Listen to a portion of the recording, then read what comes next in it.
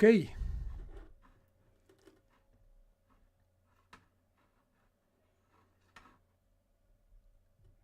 Oof. Am I live? No.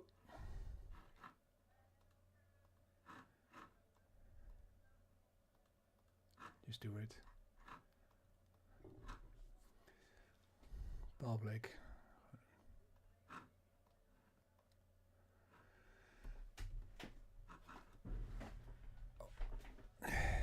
Let's see if it works. Telescope clock.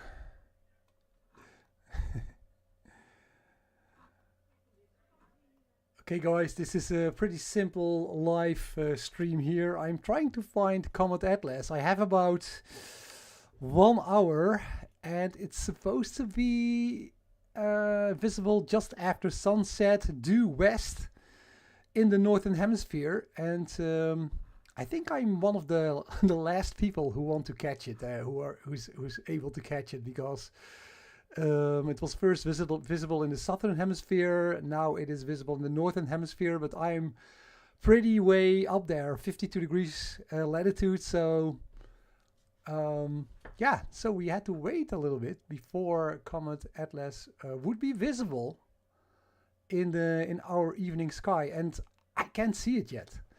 So I'm going to hunt for it during this live stream. I'm using my Dwarf 3 telescope. I have it put on my roof, and you're seeing my phone link here. So this is the view I'm getting if I'm using the Dwarf 3 in combination with my smartphone. So yeah, that's about it. I'm going to look for it. Hope you enjoy it. So what can we do? Maybe. So this is basically a popcorn stream. Maybe up the gain a little bit. Up the shutter. Shut it a little bit. More exposure here. I don't see it yet. Maybe it's already behind the trees. It should be here somewhere. So this is the wide view of the Dwarf 3. As you probably know if you watch some of my... some of my review videos.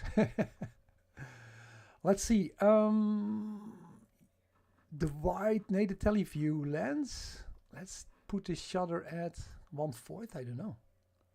Yeah, we're getting some views there. Maybe 1/3. Okay, let's switch to that teleview.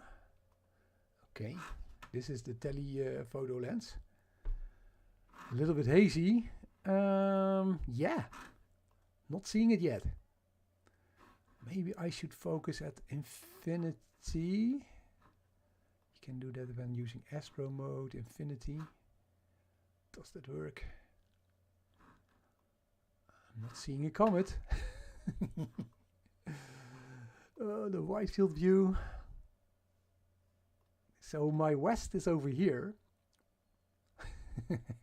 exactly where this tree, where this tree is positioned. So it could also be that Atlas is already behind this tree, because the upcoming days, for me at least, at 52 degrees latitude in the northern hemisphere, in the upcoming days, Atlas will be rising in my evening sky, and I guess also in your evening sky. If you're in the northern hemisphere, it will rise all the way up to, I don't know, until it's not visible anymore. But it will rise farther away. It's traveling away from the sun right now. It is fast perihelion, as it is called.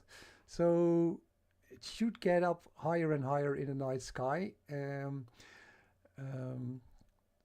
when we are entering like mid-October and end October. But of course, the biggest question is whether or not that comet would be still visible by then. Because comets are very tricky things. They can like be very bright, and then the next days they can break up, or they fall apart, or they explode, and then it's over. So yeah, we have to be a little bit lucky. Okay guys, I'm not seeing any comet yet. Just let me know if you see it. And let me also check the stream. Oh, there are some people here. Hello people. Oh, Luftvoeblan, hi. Yeah, it's been a while, Luftvoeblan, since I did a live stream. The coast trying to get a view of the comet. Ah, okay. Goedenavond. Just endless clouds. Yeah. That's, for me, it is the same. You can see that I have a little bit of luck because the clouds are now dissipating at this moment. So I had to wait until 7. It's now here. You can see it on the bottom right here. It's 1950. It's like 10 before 8 in the evening here. Let me just check Stellarium because maybe it's already behind. It's low on the horizon, that's for sure. So I'm going to check Stellarium and see if it's actually still visible because I cannot see any comet, unfortunately. So I cannot promise you anything. Mohamed, welcome to the stream. I'm trying to see a comment. I don't see it. If you can see it, please inform me. We need stronger lasers. Oh. No, you don't need lasers to point at the comet, maybe, but do you see it? Maybe a little bit farther up in the sky. I don't. Oh, there it is. Oh my God, is that it? No, that's a star. That is a star, right? Is it a star? Yeah, I think so. Let's check. Yeah, definitely. Oh, maybe that's Venus, right? Venus is also pretty bright in the evening sky. It's pretty thick.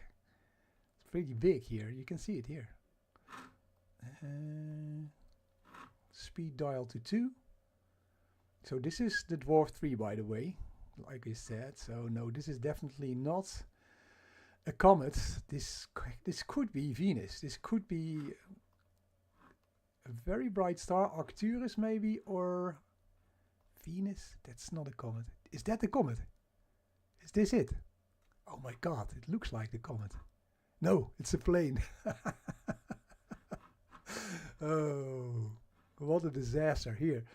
Actually, if you look at like on the wide field view, you can see here. Here, you can see it here. It actually looks a little bit like a comet, right? I was fooled by a plane. Well, let's have a look at the plane then. If it's, yeah, there it is. Yeah, definitely. 2 lights blinking. Ah. Okay, I'm not giving up yet. Okay, guys, please help me out here. Maybe I can up the gain a little bit again for the wide angle lens. 1/8 maybe? So a little bit brighter. So there's a star, maybe Venus. There, on the right. That's just my luck, of course, because I live very close to the airport. So probably we're going to see a lot of planes. This is a fuzzy blob there, right? I think it's... No, I think everything is a plane. Here. There is something here. But is it also a plane? No. Is that the comet? I think this is it. This is it, I think. Is this it? I think it is. Yeah, okay. I'm not using the my best telescope to catch it. So this is a very affordable $500 smart telescope, but the benefit is that this is it, guys. I have it. Can I track it?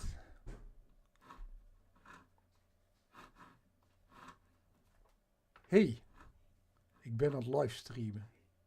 Oké, er is een komeet zichtbaar. Comet Atlas at your service. Object mode. Where's object mode? Oh, I'm in astro mode, sorry.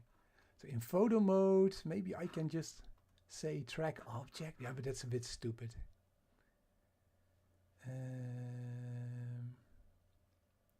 What can I do? So you can see it, of course. I'm not tracking the night sky in any way. And I'm not polar aligned at all. So what should I do? I think I will just maybe up the gain a little bit. Gain at 1 second. Let's see. Is it still too early for 1 second in the evening? Oh, that was the wide field view, I think. Oops. Oh, this is cool, but exactly what I wanted to see. Oh, yeah. Maybe lower the gain a bit, and then up the... I'm trying to give you a better view here with my Dwarf. Yeah. Let's see. Maybe now up there. Here's a plane and the comet. Oh, I'm really happy. Yeah, definitely. Yeah, it's visible. It's here, and it's bright. It's very bright. Unbelievable. So, what kind of comet is this actually? I need to do some research. Is this a short period comet, guys, or a long period? Is this one from the Kuiper belt, or is it from the Oort cloud? Or maybe it will swing out of the solar system and we will never see it again. That can also be the case, of course. I need to adjust it. I'm not tracking, so let me put it here in the field of view. Oh my God, I'm so happy. I'm so happy. So where am I now? I'm trying to put it in the center. Okay. Do I need to record this? Maybe. At least take a picture of it. So, one picture. So, I have a picture. Not the best one, but JPEG. Well, what's that? Another plane. So you see how many planes we have? It's like almost a traffic jam of planes, because it's now like 6-7 o'clock. We have a lot of traffic. Because Schiphol is one of the busiest airports in Europe.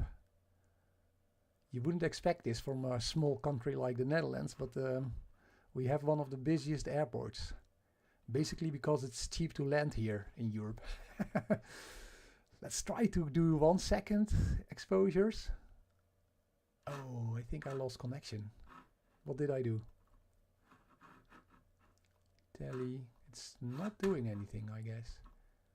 Let's see. Oh, it's there. Yeah, definitely. Is it still working?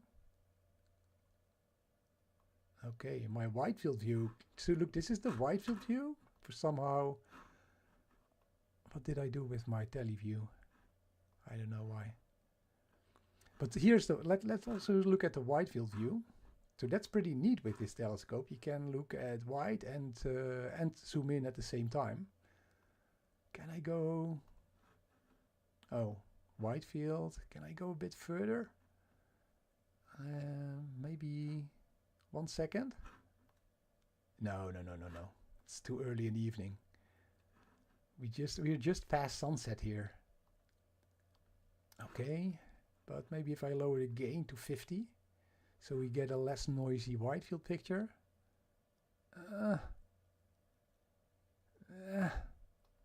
Not what I want. Maybe now to 1 second.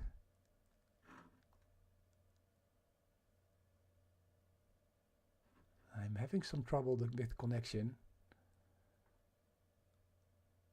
It doesn't want to do 1 second. I think it's now frozen. Okay, that's not good. Let's try to get the connection again. So I'm just streaming my phone. Ah, here we go. Oh, what's this? Okay, I'm getting a very strange connection here. Sorry about that. Okay, let's try that again. Please work. Yeah. We're back, I think. We're back. Let's try to put it in the middle. Oh. Nope. Oh, my speed is now back at 3. So I need to... Okay, I will reposition it in the telescope, guys. Is it there? Yeah, here it comes. So this is the tele view, of course. So you can see I already have some star trails because I'm just this is just the telescope pointing at the comet without tracking. But still, look at them go. Yeah? Look at that comet. The wide field view. Now it's clearly visible, guys. Look at that. It's also visible here as a look at that tail.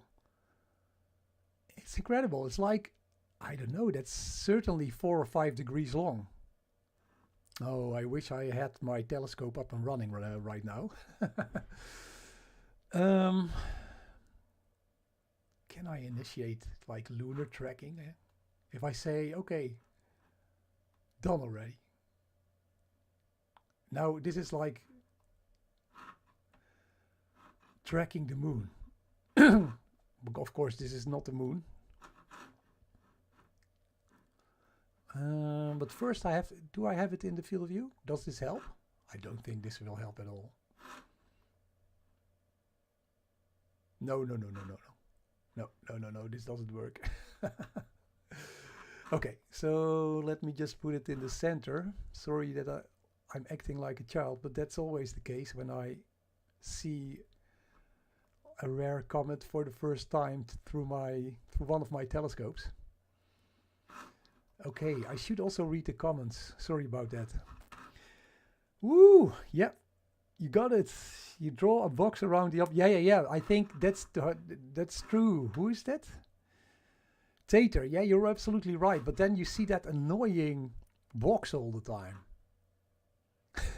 And I definitely, that tracking option, that object track option is very nice if you want to track like planes. I tracked helicopters, I tracked planes, I tracked even the ISS. It's fast enough to track the ISS. But now I am at like 1 second shutter speed. I can try to do it, but then most of the time object track doesn't work so well when I have such a long exposure. Let me try, let's see what happens. Here it just object track, but no, it's here, it's just gone. See, object track, it works when I'm still, here it's slewed all the way over here, you see? So object tracks works very well for bright objects and during the day when your shutter speed is like 1/25 or 1. Oh, let me try to re-establish that. Maybe the wide field view. Ah, right, I'm just going down. Let's see if we can get it back. But look at that tail from the wide field view. I'm really surprised that this thing is so big. The tail is so big. So if you would get like a 60-second or 30-second, so longer exposure picture, you would really be able to see that bright tail. I can like try to up the gain a little bit, or up the exposure time again, to see if we can catch a little bit of that tail. Look at that thing go. But actually it is of course traveling very fast, but we are also just looking at the rotation of our own planet, right? So it's going to set in about maybe an hour here in the Netherlands. That would be the end of the live stream. Because we are just rotating, and then the next attempt for me will be tomorrow, but they are predicting clouds. Let me see if I can also get that. Oh, I'm all over the place. Get that white tail. Could off the shutter speed, but then I get maybe try to get a little bit more shutter time, 2 seconds maybe. So this is the wide field view again. It's not great. Here you can see how long that tail is. So now I'm obviously a bit overexposed. Oh, this is cool. This is very cool. Can I do something with... So I'm in a heavy light polluted area. It's a little bit grayish. I could maybe do something with the white balance. Maybe set it to like evening. White balance. Oh wait, where can I change that? And that's auto. Then I should be able to change it here, but how? Auto white balance off. I can here drag like to 38. That would be.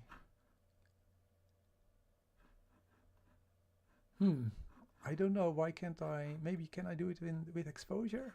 No. I need to be in tone. Auto white balance, and I can then change it, right? Can I only change it in astro mode? I'm still figuring out this telescope as I go. No, in astro mode I can't do anything. Okay, photo, tone, white balance. I can click on it, but nothing happens. I'm almost sure that I can change it, but anyway, I'm getting off topic. This is already a nice view here. So, let's see who's here. 75 people. Hi. 18 likes. Thank you. I believe the tail would be directed the other way, but I'm not sure. The tail. I think, is it always directed away from the sun? Because the sun is blowing into the, the solar wind is blowing in at the comet, right? So it should point away from the tail. The tail is left up, yeah, definitely. Lufthansa flight. No, we already saw some planes. This is definitely the comet. 80,000 years, a long period comet. Martin, thanks for the info. So we have to wait another 80,000 years to see this. Well, I'm not around then, I think. Never say never.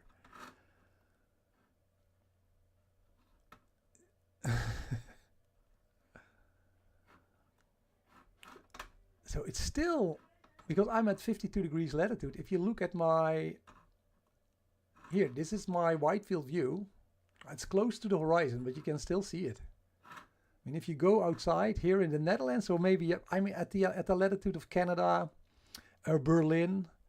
So if you go outside at about 7 to 8, you should see this view. If your skies are clear, you can just go outside and you can see it. I think you can see it with a naked eye. I didn't check yet because I'm inside. Let me look outside the window. I will check if you can also see it just looking outside.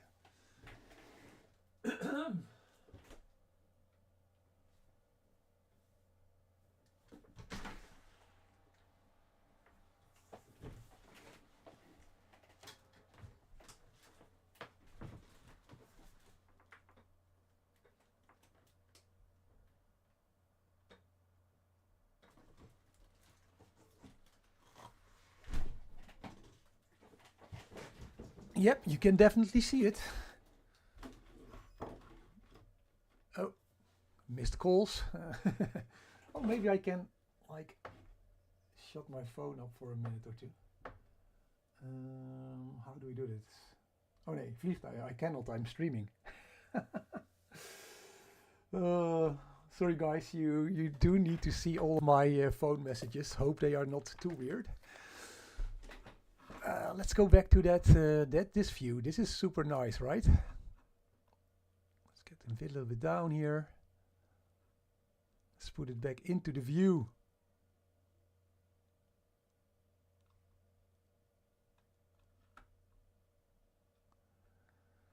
Can you hear me okay, by the way? I'm having this...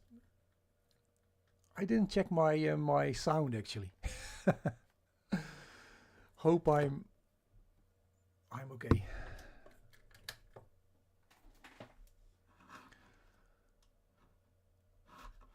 So here we have it. Look at that tail. If I go it's a bit tricky because it's still evening. I cannot go too far with my exposures because then I'm just over, how do you say it? Overexposed. Let me just check. If we go maybe I'm still having white. Oh, here, this is the thing. Oh, no. Oh, yeah. Maybe we can put it to like this. Nah. Warm fluorescent. Yeah, that's better. Like this looks better. Like an evening sky. Compensating for my light pollution. Alright. I need to keep tracking it. Let me go a bit down. And can I now just go a little bit higher in my exposure? White, no, tele. Exposure. If we go to 3 or something, or 3.24, let's see what happens. It will be overexposed probably. I want to see more of that tail. Whoa! Nope. Nope. 2 is the maximum I can go right now. With 100 gain. And there it is. Very nice.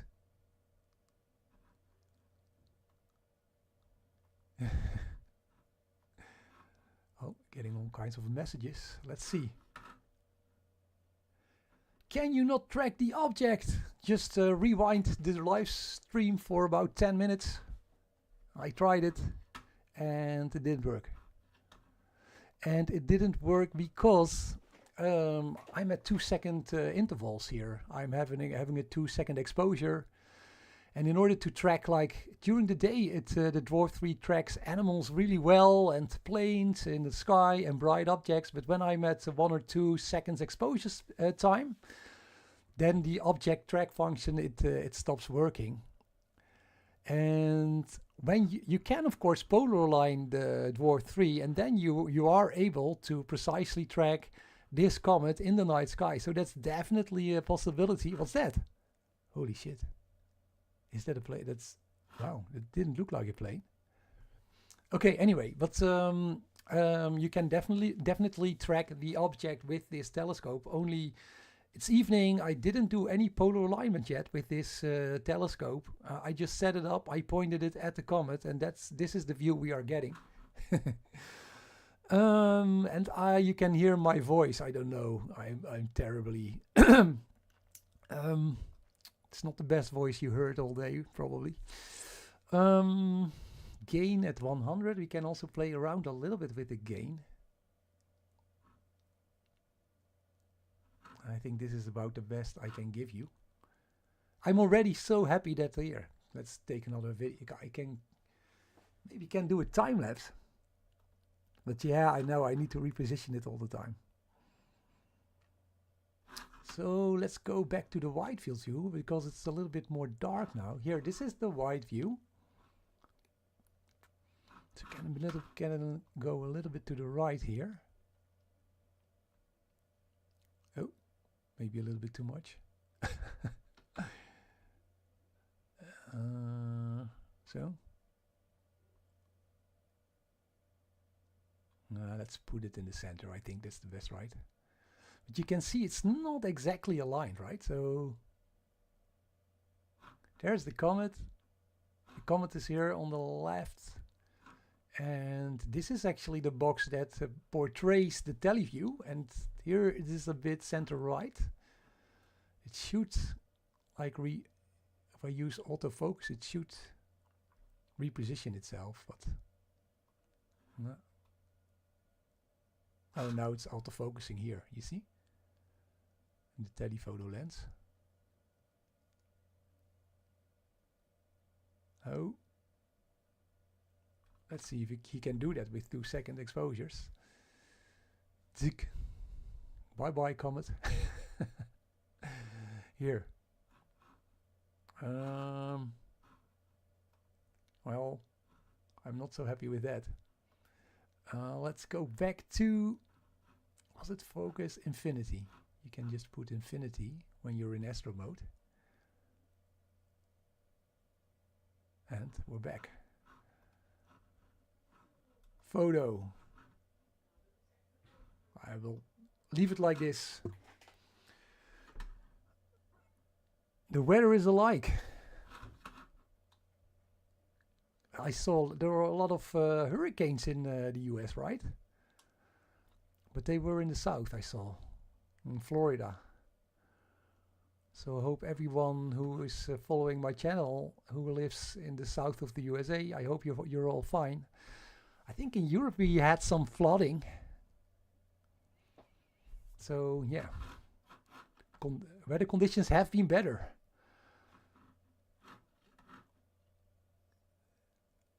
Binoculars, yeah, definitely. So this is so this telescope it's only 150 millimeters in focal length. So even with a very short focal length telescope or some binoculars, you can definitely see this view.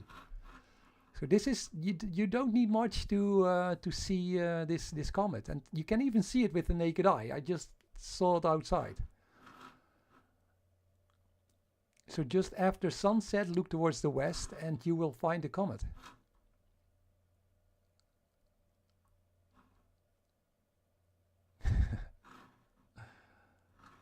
So let me get a little bit more information about this live. See, what is it? I always use the Sky Live. Do you know what it is, Sky Live? The Sky Live is a really cool website that has all kinds of information about the night sky, but also comet information. So the comet is right now it's 72 million kilometers away from Earth. So that's about halfway from the sun to the Earth. So that's half an astronomical unit, as we call it. Let me check. Observed magnitude is 1.3, so definitely visible with the naked eye. 1.3, that's as bright as maybe Venus right now, right? Or is Venus even brighter? The tail length is 12 degrees. Wow. So I am capturing here in my little scope here, I'm capturing about 3 degrees. So that tail is way longer than this. It's like 3 times as big as my field of view I'm showing you. So if you would have like a long exposure picture of it, when it's truly dark, you can do that, and you would have this super long tail. It would be great to catch it with a DSLR and catch that tail of this comet as well.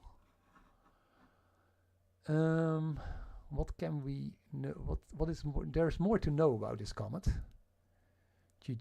Rise and set time. So if you are unsure where the comet is, you can check all kinds of apps, right? You can check the skylive.com, that's a website. You can also download Stellarium, that's an app. You can just download it for free on your smartphone or tablet or iPad or iPhone. And it will just show you exactly where this comet is in the that has a virtual sky atlas. It will show you where this comet is. You can just search for it with the naked eye, and then you should be able to find it if you have clear skies. So closest approach was... Oh, the closest approach was 70 million kilometers. So this is about as close as this comet gets right now. Let me adjust the view again.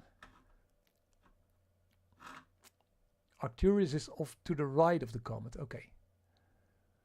So these stars to the left, it's not Arcturus.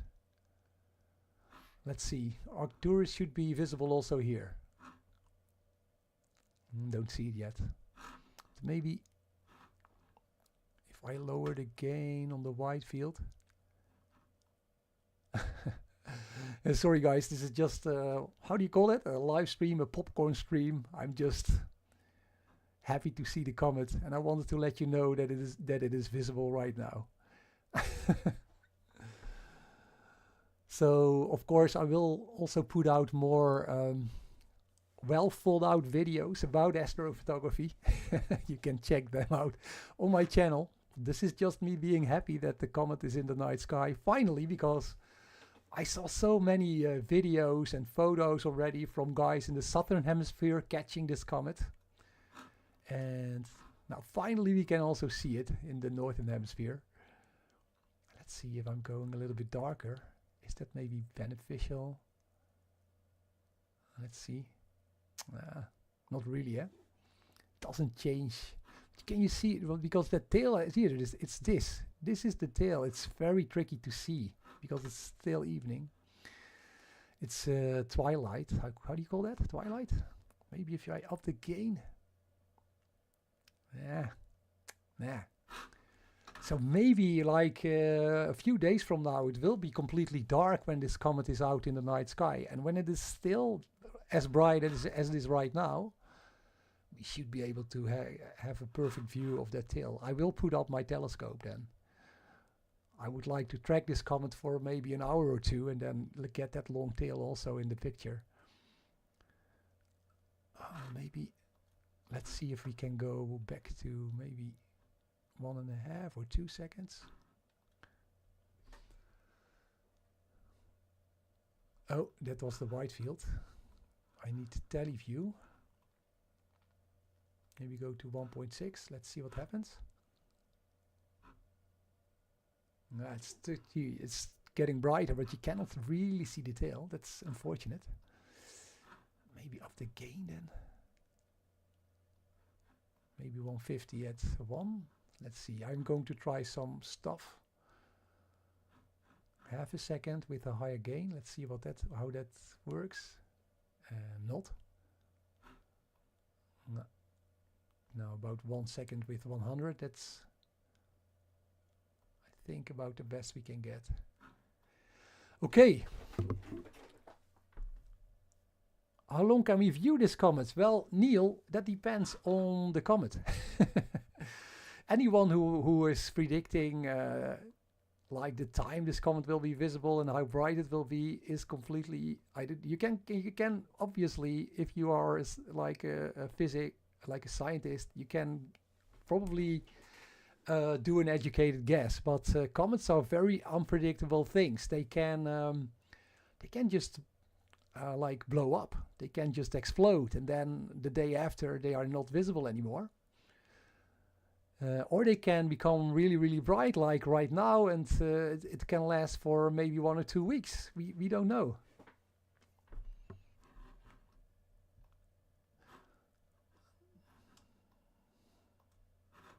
Maybe if I put no. I'm still trying to find. Oh yeah, it's here. White fluorescent. Do we have something else? No, this is about it. Here, bulb mode maybe. Is that a good? Yeah. Trying to get more contrast, but it is difficult.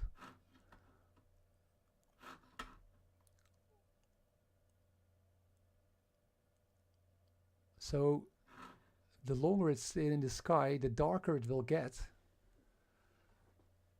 So hopefully I can give you a little bit more exposure time later on.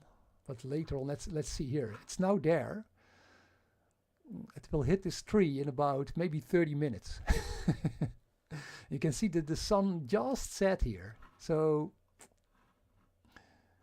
it is visible, but only just because it's still early in the evening. Maybe 1 second.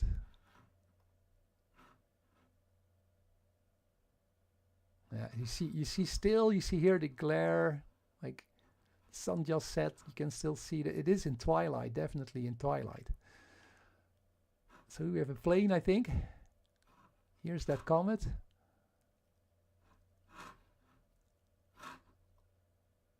Let's put it a little bit towards the center again. Oh, yeah, it's this photo. I will probably not post that, eh? We can do later maybe a time lapse, but I'm constantly repositioning my telescope, so that's not a good option either. Tomorrow and the next day will be good, I guess. Yeah, if it's clear. So I'm taking every clear night I can get with this comet, I think.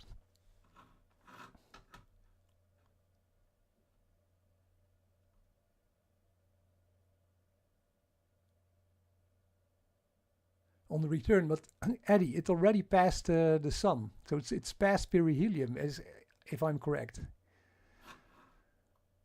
So it was circling the sun in September. Now it's moving away from the sun, so it's moving farther away into our solar system, just away from the sun again.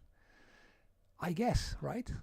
I didn't look at every little detail here, so when did it actually hit perihelion? Oh, it says October 9, October 10. No, that's the light curve. Wait. Perihelion. Perihelion date? Date of perihelion, the September 27th. So that's about 3 weeks ago. It was at perihelion. It was in orbit around the sun. So it survived the orbit, and it's now basically halfway between the sun and the Earth. So that's why we see it so early on in the evening. We see it because it's a little bit away from the sun, but not too far. So, and maybe when we wait a little bit longer, I'm checking out the info here. Maybe next month, but always with comets, it highly depends on whether or not that comet will still be as bright. Probably not. Let me check. So yeah, oh, I have a bit of a tricky 3D map here. But yeah, it's definitely now moving away from us. And the orbit is not at all, how do you call that? So if we look at the planets in our solar system, they are in a similar plane, right? But this thing is going to shoot up, just going to go outside of the orbits of the planets and the moon. It has a totally different kind of direction. So that's maybe good news, because then it should be not too long before it will be higher up in the night sky, I guess. Okay.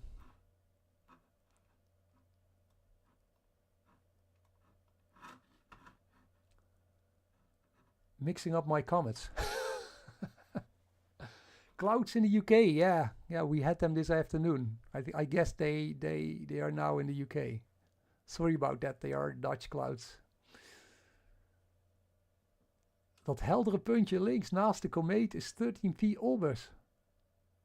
Okay. So, according to SB, there's another comet in this view. Is that correct? Can anyone check? So SB says the comet, now there's a bright dot on the left next to this comet is another comet. It's a really tiny one. This one? But I think these are star trails, right? Here's a plane. We see the plane here moving to the top left, and we have two stars here. Maybe here I see a little bit of, I don't know if it's visible. It could be this, but then it would be like very far away, tiny. Would be cool to have two comets in this view, of course. I would like to believe that. Thanks SB. So yeah, we cannot really see it here in the view. No, I think I tried everything, but this is the best I can give you, because it's still so close to the sun and it's in the evening sky. But I'm so happy that I saw it. I'm still seeing it. Okay. So are you going to watch it also? Anyone else checking this out?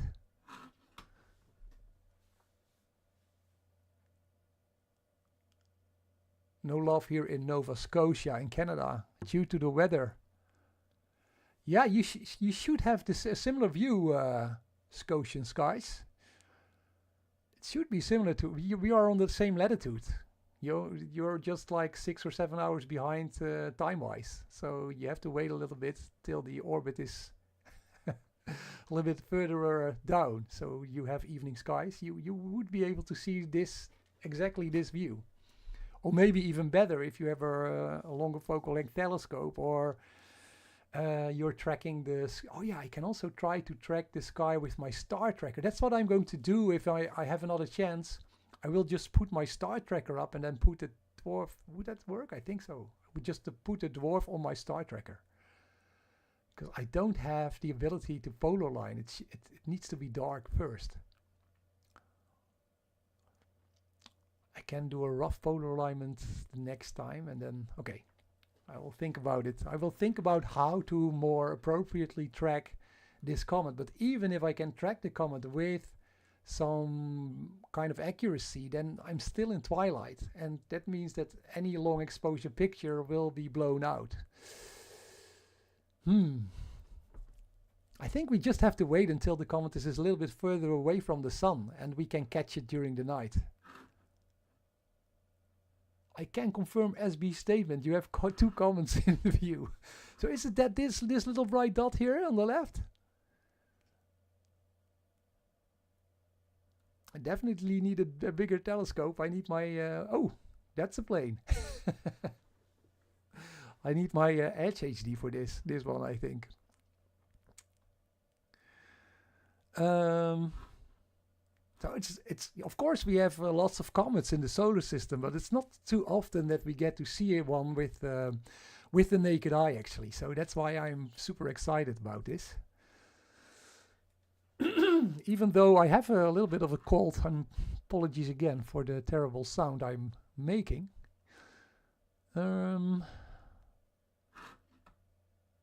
That little dot on the right, the left. Yeah, little dot on the left. So that would be, can you see, oh, you cannot see me pointing at that dot.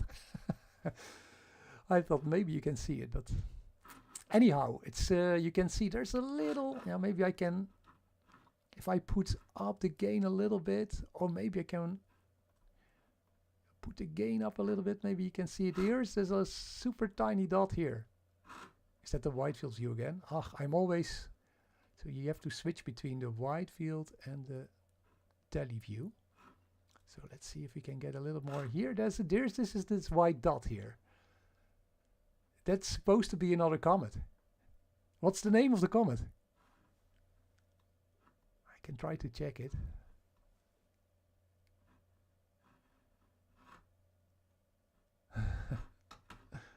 Hey, you can check the position here. I'm live streaming on my phone. Normally I use my phone to check out that kind of stuff. Maybe I can... I will check out this. Let's see. What is the current view here? It's only giving me this comet. Can I...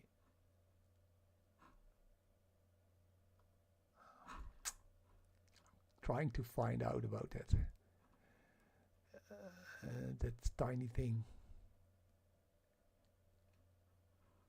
Comets, major objects, bright comets. Let's see.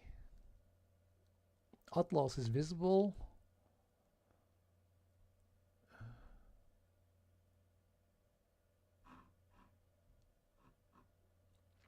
Maybe this one then? What's the name of the comet? It should also be in Virgo, right? Virgo. Oh, 13P Olbers, right? But it's small. Or it's like the magnitude is 9.2 observed. I don't know if I can catch that with my... I have a 150 millimeter focal length telescope. It should be way dimmer than like... Atlas is 1.3 in magnitude. At least according to the Sky Live. Anyway. It could be, but it should be a very faint dot. It looks maybe a little bit like a comet. This is definitely C2020. What is the name? C2023 Tsuchinshan-ATLAS. So there were probably independent observations from like Atlas and Tsuchinshan, and now it has both those names. Very interesting.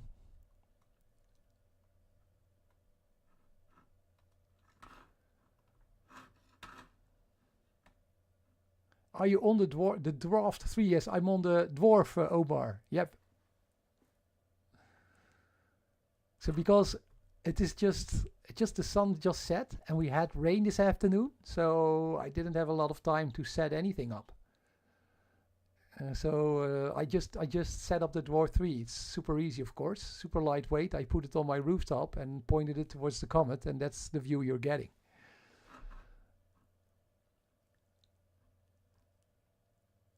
You have to trust SB. Even if it's magnitude 9? Okay, Eddie. I will trust you. I'm happy to report that there are 2 comets in the night sky, and I can see both of them.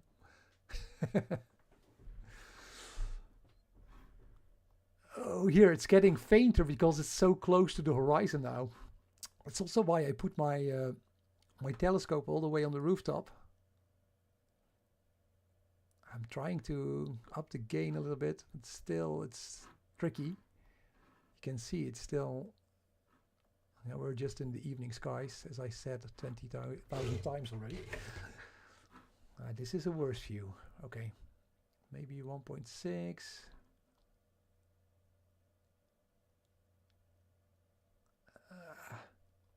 You see, when it gets closer to the horizon, of course, there's a lot of atmosphere I have to shoot through. And then the comet becomes fainter in the night sky, in the evening sky especially. Here it is. I think we have to say goodbye in about 10 minutes. I saw that the sun, the sun. Here's the tree. Oh, we have to, let's bid it a nice farewell with the tree in the background, in the foreground, I have to say. So that's why I'm not getting better views. It's getting closer and closer to the horizon.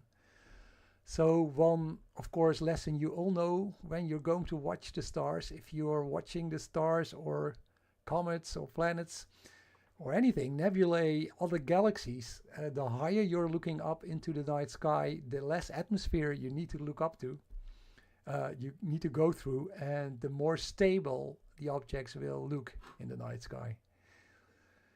So yeah, we are at 52 degrees latitude, and unfortunately that's on many of our planets at my latitude position, they do not get really high in the night sky. So hopefully this comet will get higher. I'm pretty sure of it. It will rise, or at least from our 52 degrees latitude in the northern hemisphere, it will be farther up in the night sky in the upcoming week. So I will keep on checking on this comet. Oh, there it goes. Bye bye. But we have the other one here, huh? that tiny bright dot. Oh, we need to put some music maybe. Do I have? Retro playlist. I don't know what that is. Should we give it some a nice farewell music? I'm not hearing anything. Oh, maybe it's just on the stream.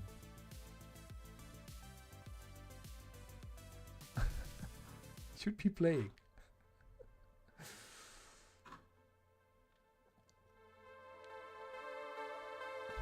What kind of music is this actually?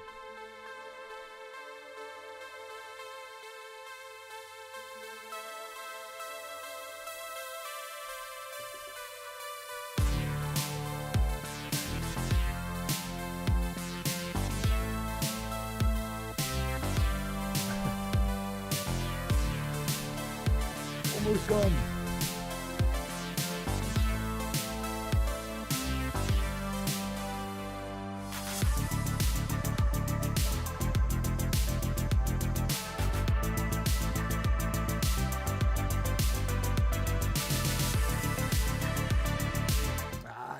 Enough with the music. So this thing is 72 million kilometers from Earth right now. 72 million. So that's a little bit farther out than Starship. Of course, we all hope that Starship will work one day. So, it did survive re-entry, so maybe one day. Oh, bye bye, Comet. I'm very happy to have seen you here, and a final picture, Poof. And here's that other comet. Now, guys, I can't here. I can go a bit down, but let's see. It's still. Oh, here it goes. Here it goes. I'm happy with that infinity option in Astro mode. But anyway. Oh, bye bye. And here's that other comet. Eddie knows for sure that this is a comet, so I'm inclined to believe him. Or is this the other comet? Here, there are two very, very faint dots. Oh, bye, comet. Hopefully I will see you tomorrow. And here's the other faint one. So that's it, guys. It was Comet Tsuchinshan. I have to pronounce that correctly. I'm sorry about that. Tsuchinshan-ATLAS C2023A3. All right. Have a quick look at the moon, maybe. Yeah, let's have a quick look at the moon, right? Teleview, wide view at maybe a little bit less, maybe 1/4 or something. Gain 100. So let's switch to the wide field view. So as you can see, it's there. It hit a tree.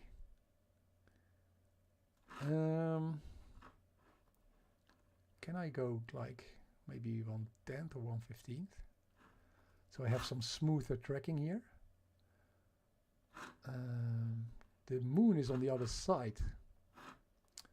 The moon is, so this is actually here, this 1/25 at 100 games. So this is actually pretty much the view I'm getting when I'm physically looking outside with my eyes. Anyway, with the naked eye, it's called. So I saw the moon here somewhere.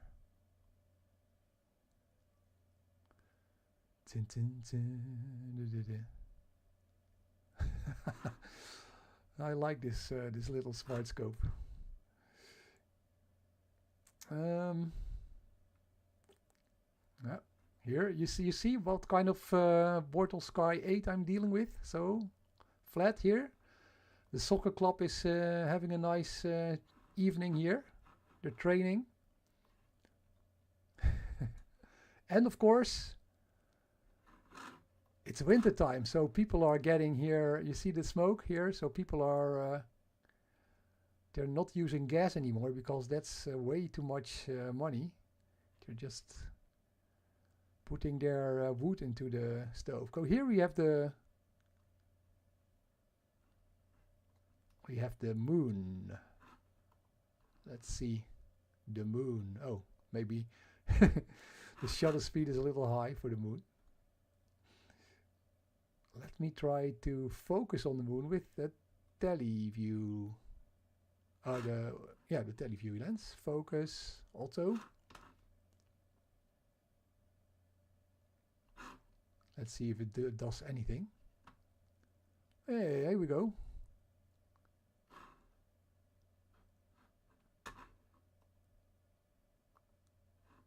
It's not completely focused. Here we go.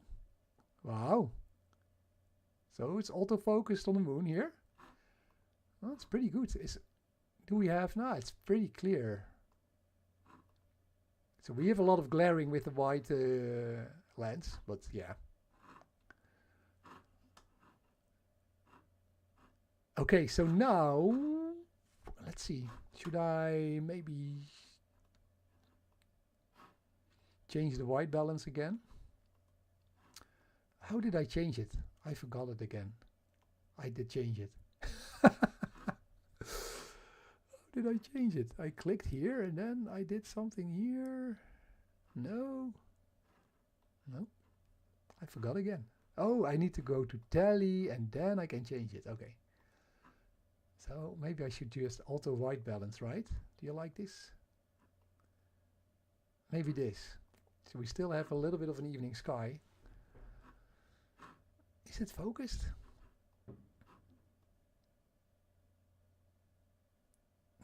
Yeah, more or less. So what you can do is, even though you're not polar aligned with this tiny smart scope, you can just click on moon track and you say, it says, place the dwarf on a flat surface. Blah, blah, blah. Okay, so you need to level the tripod where the dwarf 3 is placed on. And when you level the tripod and you just point at the moon, you can just do this moon track function. Oh, and you click done and it starts tracking the moon. So it's easy as that. But yeah, this is the moon. You can zoom in a little bit. It's a bit hazy. Yeah, it's definitely hazy. Although, so there is this live stacking mode. We can try that out. Function, settings. Let's catch like maybe 315. So I can live stack these images. That's pretty cool. Now, obviously, this is not, of course, my Edge HD view of the moon. So now it's going to capture the moon. Oh, it's a bit off center. Let's see if it works. Here we go. So now it's going to stack the images. Now I can see Copernicus crater here. Here we go. See, it's stacked 2 images right now. It's going a bit slow because I think it's my smartphone. So that's pretty nice. So you can live drag and live stack images of the moon. So we are at 80%, I think.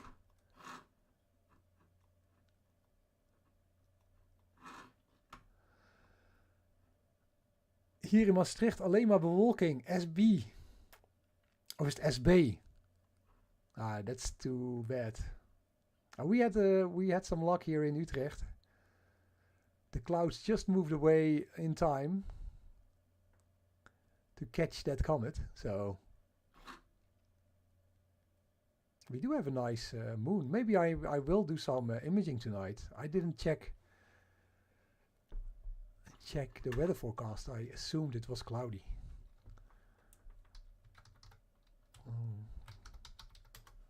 Is it clear tonight actually?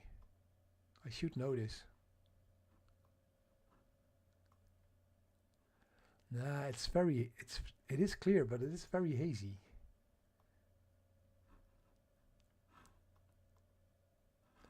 Yeah, so the UK has... It is clear, right? No, it's also hazy.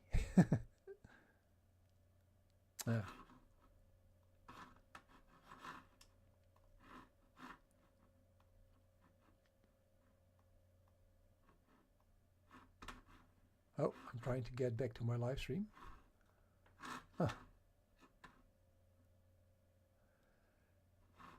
SB, graag gedaan.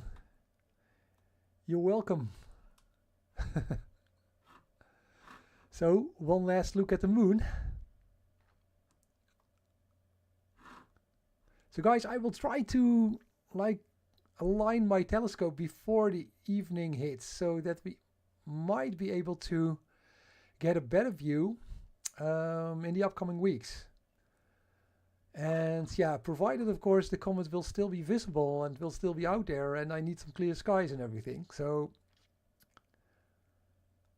yeah, so the moon is looking pretty good. Oh. Oh. My family needs my attention because my parents are like married 50 years next Saturday. We are planning this whole party. So the comet arrives at the wrong time. So we have Copernicus crater here, Tycho crater, you can see it. Nice Maris. Here the Montes Apennines are visible. It is pretty good for like, it's a 35 millimeter aperture telescope, 150 millimeter focal length, so it's basically a telezoom lens. But if you stack these images, you get a pretty clear view of the moon.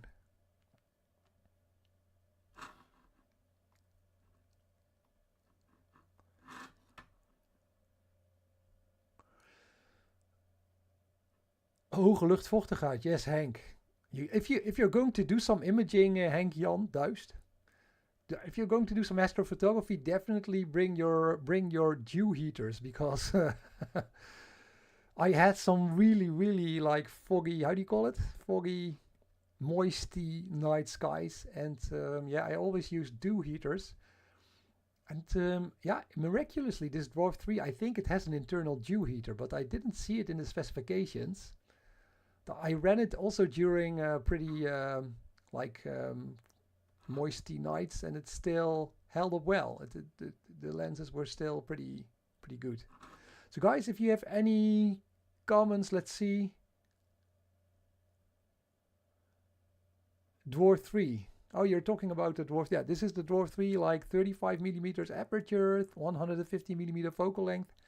So definitely this, I mean, yeah, wait, you can best just watch my review if you're interested in this. You want to know what it can do.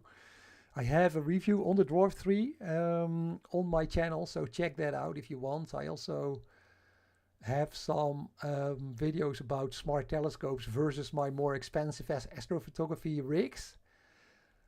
If you're interested in understanding if you want to know the difference between $500 and $5,000 spent on astrophotography, I think these tiny smart telescopes, they are really wonderful for people who do not want to dive into the steep learning curve or astrophotography. It's pretty easy to set it up and to use it, like I did just now. And yeah, you get some nice views of the night sky. Of course, not the best views, but astrophotography is a really expensive hobby when you really get in deep.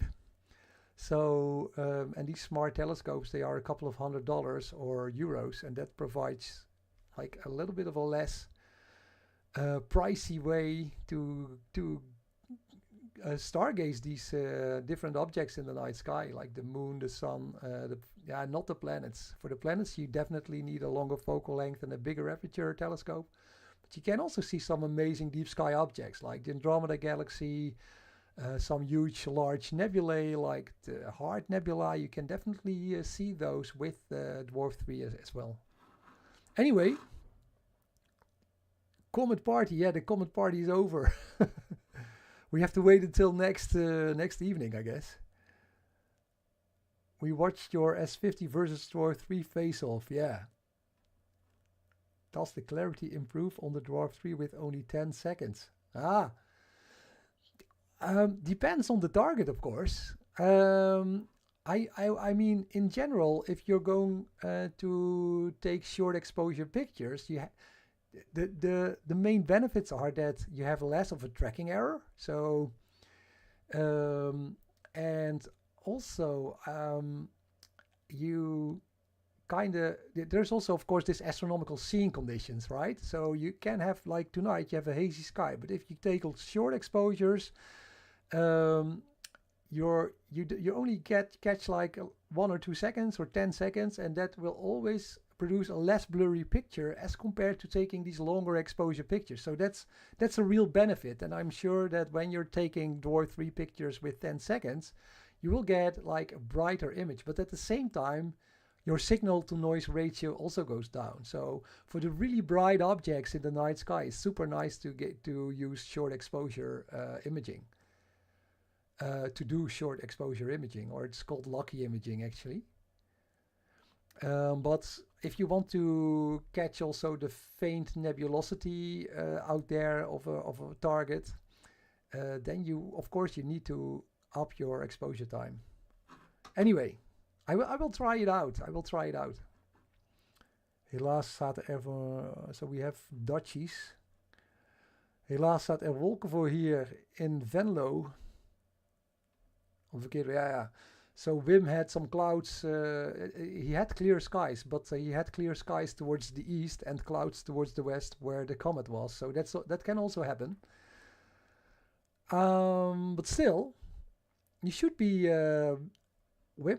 Maybe tomorrow it will be clear until 7ish, something like that. So right about the time the comet will be in the night sky for us. Devesh, yeah, I hope I was a little bit clear, Devesh. I will do a more concise. You actually convinced me to do a good video on short versus long exposures. It's a hot debated topic in astrophotography, and both have their pros and cons actually. Would be nice to have a few live series to view different stars with the Dwarf 3. Make live streams like this functional to show viewers. Yeah, could be, but I prefer doing what I actually, I know what you're saying, Eugene, but at the same time, what I did is the other way around. I'm making like I stopped doing this weekly or 2 or 3 videos a week. I don't do that, but I'm trying to make these like videos every 2 or 3 weeks actually, and then I can put more thoughts and more thinking into what I actually want to say, and that leads to I guess that leads to a more concise video. But of course, with a live stream, you have the option to talk directly to each other, so that's also nice. So you can ask me questions when I'm live, and I can do my best to answer them. Anyhow. But that's what I've been doing. I've been going from 1 week videos to 2 or 3 week videos, and then just it takes a lot of time editing. Also, I want to put more time also in the editing, so you get a nicer video actually to watch. And yeah, that's not like pressing record and just putting it online. It takes more time, but I like it that way. Battle of the Dwarfs. Yeah. But I think for me, because I have like if I have 2 or 3 clear nights, of course I will use my more expensive astrophotography setups to do. I'm just getting a better view with more expensive telescopes and mounts and tracking gear and with guiding and everything. But I especially like these smart telescopes when it's night like this. It's kind of foggy and we have 1 or 2 hours of clear skies. That's when these smart telescopes are really cool. Just you want to have a quick look, you're up and running within 5 minutes. And also when you're going on holiday, of course, you can just take these things with you in your suitcase or in your bag. You can take them in the plane also. And set them up and you have an advanced view of the night sky as compared to just watching the night sky with the naked eye, right? Battle of the Dwarfs. I did do the Dwarf 3 versus the Sea Star S50 last. That's my latest video. I posted it just before the weekend. Anyhow, I think we need to call it a night.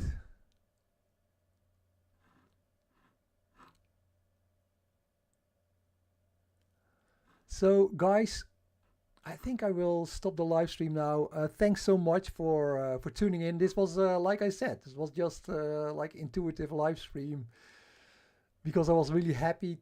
I saw the comment and then I thought maybe I can live stream this view on my channel.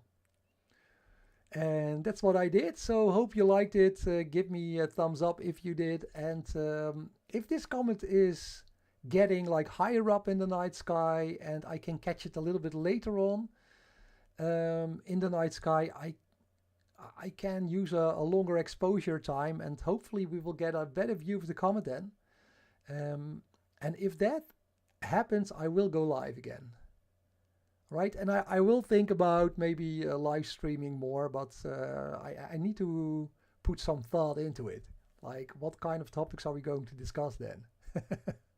Or do you just want to hang out with me and I'm capturing objects in the night sky? That can also be something. Or I can process my images live. That's that kind of stuff. But all right. So it's still stacking. I'm at like this. These are now 89 pictures stacked, right? 89 pictures. Wow. It's giving a good view of the night of the moon. For this focal length, 150 millimeter focal length, it's not too bad. So here, it compares to a telezoom lens more or less. Maybe a 200 or 200 millimeter telezoom would get a similar view.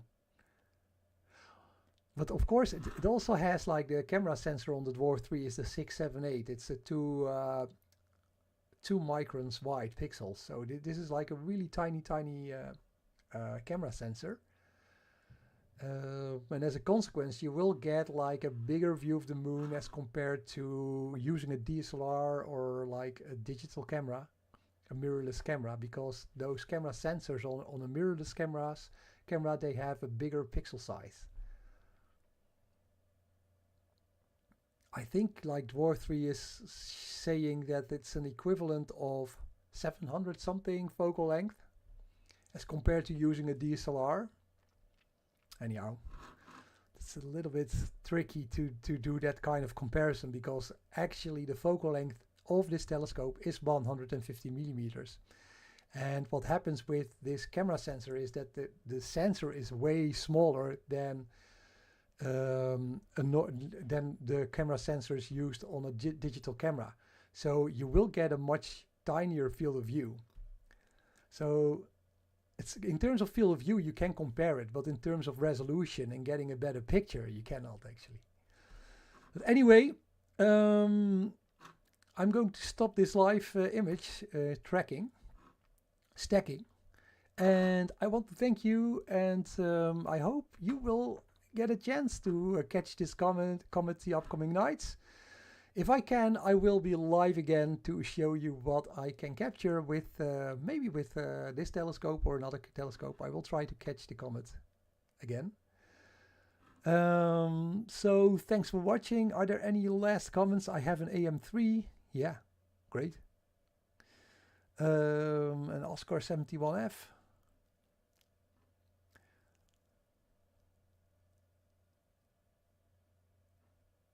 Alright guys, thanks a lot and see you in the next stream or video.